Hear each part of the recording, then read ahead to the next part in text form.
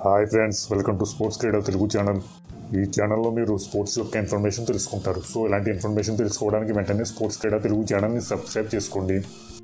Pro kabaddi league season 4 Bengal warriors versus defending champions అయిన Haryana Steelers మధ్య మ్యాచ్ని చూద్దాం. అసలు ఏమైనా మ్యాచ్ ఇది. Devank Dalal what a raider అబ్బా. Last season Haryana versus Patna final ఆడినప్పుడు దేవాంగ్ పాట్నా తరపున ఆడాడు. ఆ మ్యాచ్లో దేవాంగ్కి ఎల్లో కార్డ్ రావడం వల్ల కాస్త సమయం మ్యాచ్ బయట ఉండడంతో దాని అడ్వాంటేజ్ పక్కా హర్యానాకి లభించింది.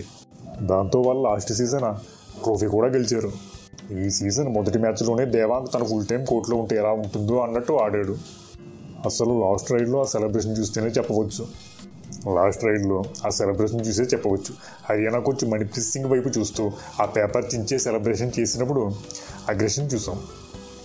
అసలు ఇది కదా పీకేఎల్ మ్యాచెస్ అంటే ఇంట్రెస్టింగ్గా చేసేది.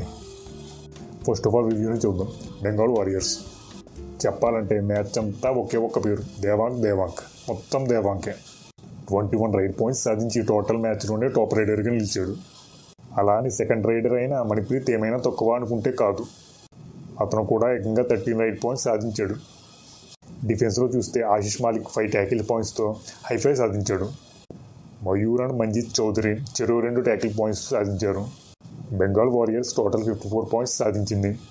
హర్యానా స్టీలర్స్ నుండి శివం పటారి 17 రైడ్ పాయింట్స్ సాధించాడు. వినయ్ కూడా 13 రైడ్ పాయింట్స్ సాధించాడు. డిఫెన్స్లో నీరజ్ కుమార్ అండ్ రాహుల్ సేత్పాల్ చెరో 2 ట్యాకిల్ పాయింట్స్ సాధించారు. హర్యానా టోటల్గా 44 పాయింట్స్ సాధించింది. ఇలాంటి కబడ్డీ అండ్ క్రికెట్ స్పోర్ట్స్ విషయాల కోసం వెంటనే ఈ ఛానల్ని సబ్స్క్రైబ్ చేసుకోండి. Thanks for watching.